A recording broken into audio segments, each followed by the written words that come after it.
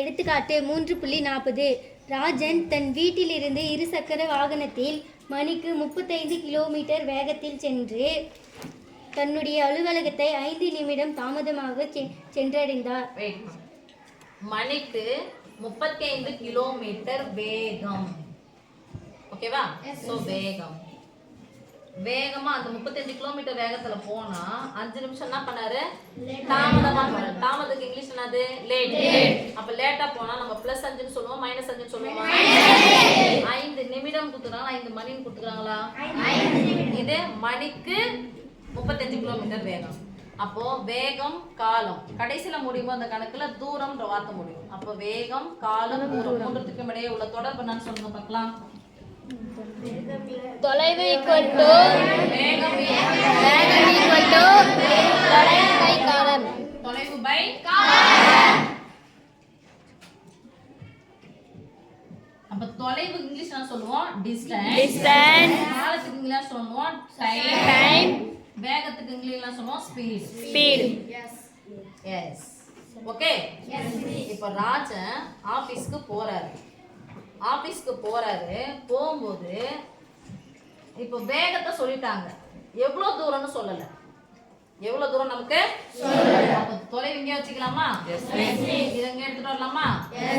இத இங்க எடுத்துட்டு வந்துட்டா சரி ஈக்குவல் டு இது இங்க வந்துருச்சு. யாரு?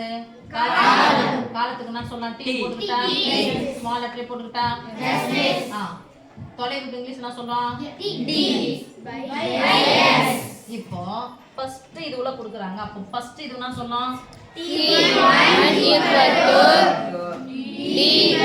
எப்படியோ ஆபீஸ்னுடைய தூரம் அதிகரிக்க போறது கிடையாது, குறைய போறது கிடையாது. அதே டிஸ்டன்ஸ்ல தான இருக்கும்.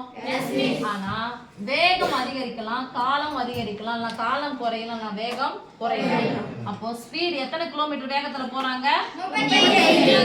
மணிக்கு 35 கிலோமீட்டர் வேகத்துல போகும்போது நீங்க பண்ணலாம் டைம் லேட்டா போறாங்களா? லேட்டா போனா அது மைனஸ் எத்தனை நிமிஷம்? மணிக்குன்னு எழுதிக்கிறோம். அப்ப இது நிமிடத்துக்குன்னு இருக்கு, நிமிஷம் போட்டிருக்காங்க. அந்த நிமிஷத்தை அப்ப மணி என்ன பண்ணோம்? நிமிஷமா நிமிஷம் தானே மாத்தணும். அப்ப ஒரு மணிக்கு எத்தனை நிமிஷம்? 60 நிமிஷம். அப்போ -5 பை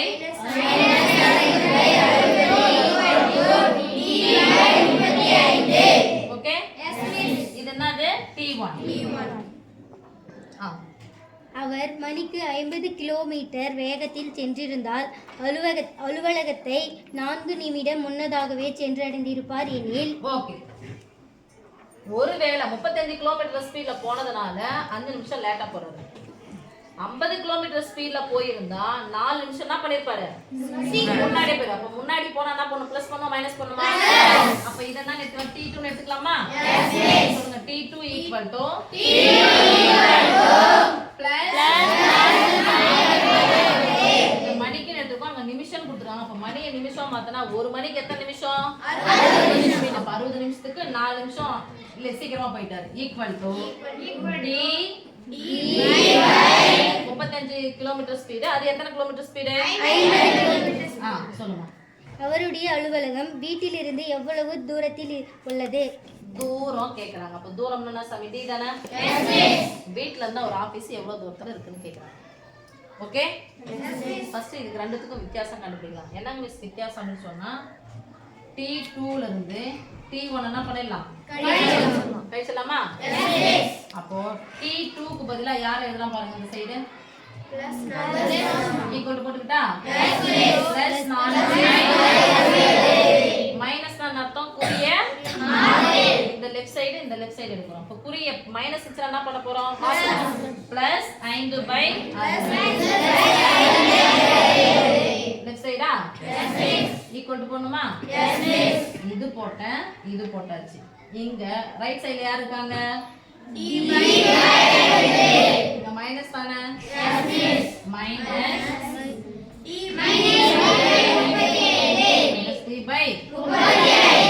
இங்க பாருங்க, இதை விட்டுருங்க. பின்ன எண் நடுவுல பிளஸும் மைனஸும் யாரை பார்க்கணும்? பகுதிகள் ஒரே மாதிரி இருக்கா வேற மாதிரி இருக்கா? வேற மாதிரி. எத்தனை முறை 60 வந்தாலும் போட்டுக்கலாமா? யார் ரெண்டுத்தையும் என்ன பண்ணிக்கணும்? 5 கூட 4 கூட்டினா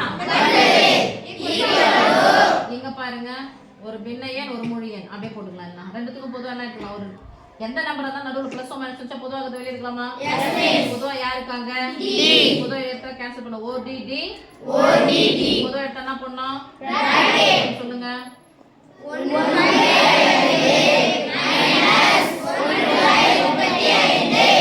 by 35 என்னன்னா ஒண்ணு பண்ணலாமா அப்படியே இருக்கும் ஒரு ஸ்டெப் போய்க்கலாம் ஈஸியான ஸ்டெப் போய்க்கலாம் அப்படியே வச்சுக்கிறேன் d by 50 minus d by 35 பகுதியில என்ன இருக்கு பாருப்பா 60 இங்க 50 இங்க 35 நடுவுல பிளஸ் ஓ மைனஸ் அந்த மாதிரி கேன்சல் பண்ண கூடாது ஆனா மூணு நம்பர் என்ன பண்ணலாம் ஒரே மாதிரி கேன்சல் பண்ணலாம் அஞ்சா வாய்ப்பால போடலாமா சொல்லுங்க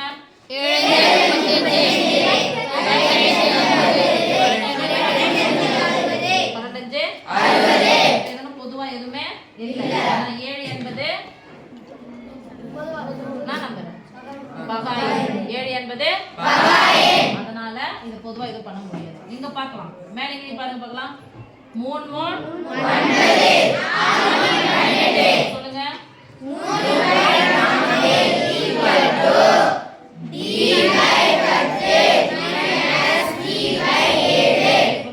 ஒரு பின்ன எண் நடுவுல பிளஸ் ஓ மைனஸ் வச்சு யாரை பார்க்கணும் பகுதிகள் ஒண்ணுக்கு ஒண்ணு ஒண்ணுக்கு ஒண்ணு சம்பந்தம் இல்ல ரெண்டுத்தையும் பெருக்கணும் அப்ப என்ன பண்ணோம் 7 into d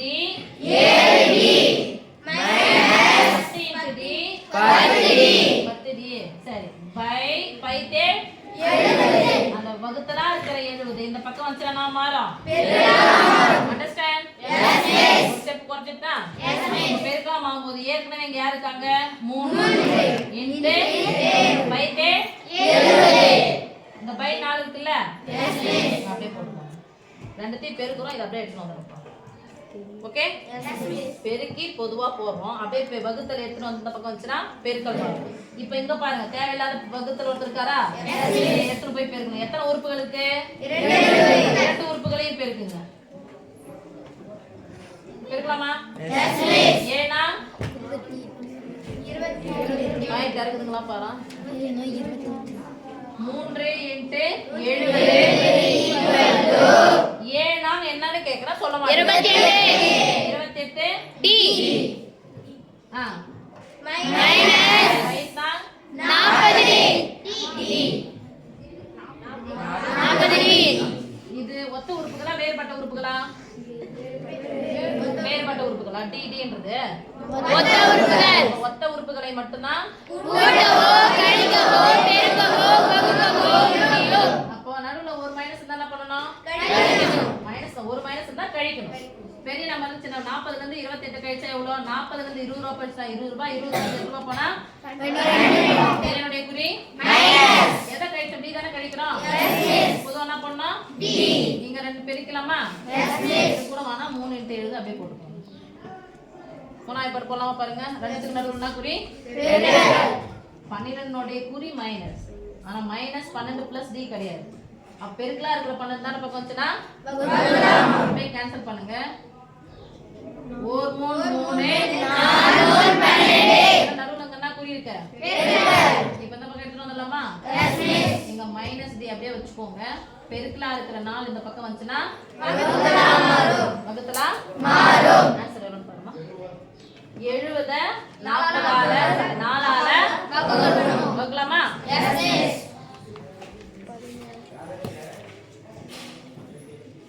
ஒரு நாள் 4 கழிச்சா 3 இறக்குனா 0 சேர்த்தா 30 எத்தனை ஆகுது 30 28 கழிச்சா மீதி 2 ரெண்டையும் 4 ஆல பாருங்க d என்ன d மைனஸ் d முழு எண் 17 பின்ன எண் 2/4 இத கேன்சல் பண்ணுங்க ஒரு எண் 2 4 அப்ப 17 1